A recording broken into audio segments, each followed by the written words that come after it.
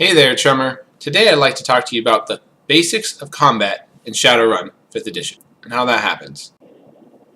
All combat in Shadowrun is basically handled the same, whether you're in the physical world, stabbing someone, or punching someone, shooting someone, or say you're in the Matrix using your attack programs, or you're in the astral plane slinging spells at everyone. This is how it works. Basically, you're going to have a pose test against the attacker and the defender. And then they're going to see if they hit, miss, or if they tie. If they tie, they get something called a grazing hit. Grazing hits are simply attacks that only make contact. They don't do damage. However, there are attacks that are contact-only attacks. So if you tie, they still apply their damage. That's it.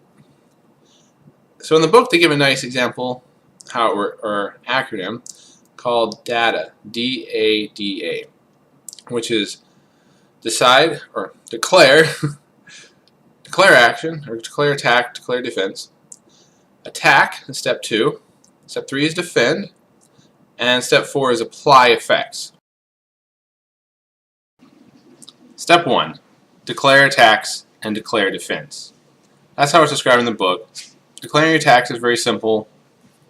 I have a pistol, and I want to shoot that orc over there. I've declared my attack. The defense part is straightforward. It says in the book under this section that this is when the defender will declare how he chooses to defend if he's doing anything besides the free defense method. So the other methods will reduce your initiative score.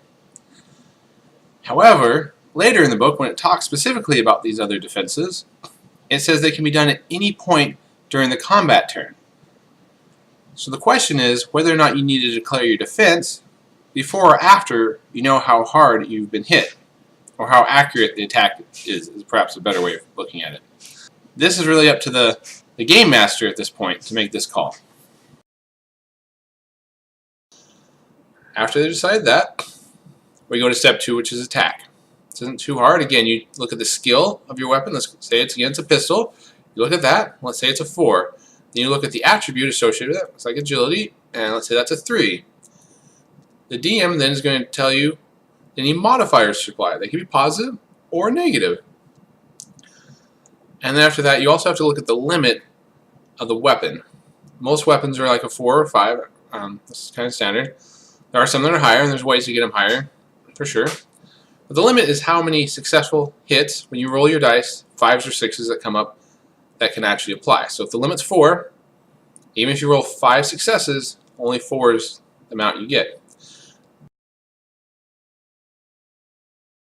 After step 2, after you've rolled some dice, you move on to defend.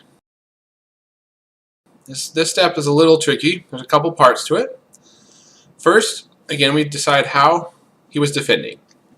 And again, your defense numbers might be different depending on if you're in the Matrix, in the astral plane, or in the physical world. And again, you're going to add plus or minus modifiers depending on certain things. At any rate, you go ahead and roll your dice, and then you see if it's higher, in which case the attack misses. It's simple. That phase of combat is over. If they tie, then it's going to do a grazing hit. And again, you don't do any damage to the weapon. You do damage for contact-only attacks, such as poison, shock gloves, touch-only combat spells, etc. And they still do their damage. Now, if you rolled less, then you're definitely going to be hit.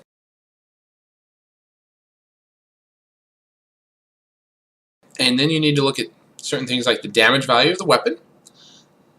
And that's separate from how many hits you got or whatever. And you also look at your armor score. So let's take a look at the damage value of the weapon. So let's say it's a pistol, and it's doing like 7 damage. Now, what happens is you add any net hits, and that means any successful hits over the defenders. Let's say the orc only rolled 3 successes, and I rolled my max of 4 successes on the roll. I get to add 1 to that number of 7, and then it goes to 8. Let's say they're wearing armor of 8. A couple things to keep in mind. The armor now needs to be modified according to a couple things. And that's going to be like armor piercing rounds, or the weapon itself might say it does armor piercing. It's going to have an AP and then a number that follows it, and you simply adjust the armor. That can actually be positive or negative. Usually you want negative so you can actually hit them, but there are weapons that add positive to the armor, and there may be reasons to do that. Maybe you're just looking to stun someone, because that's the thing. If their armor is higher than the damage value, then you do stun damage on the condition monitor, which you will apply in step 4. If the damage value and the armor are equal, then it still does physical damage. And if the damage value is greater, then it still does physical damage on the condition monitor on your character sheet.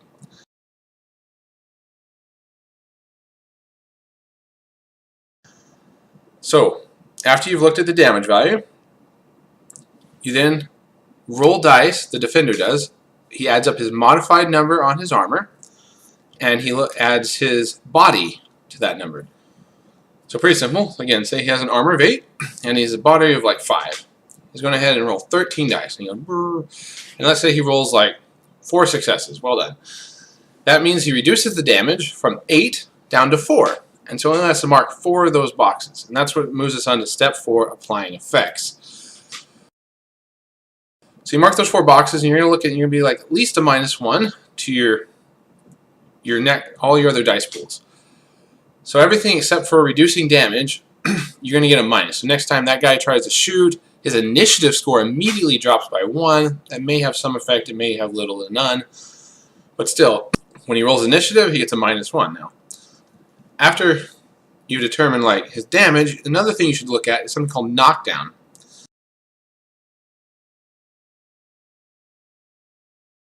This isn't too hard. Basically, you look at someone's physical limit. Now, everyone has a mental limit, a social limit, and a physical limit. These are determined when you make up your character. I mean, there's a nice little equation. I'll go over it in another video.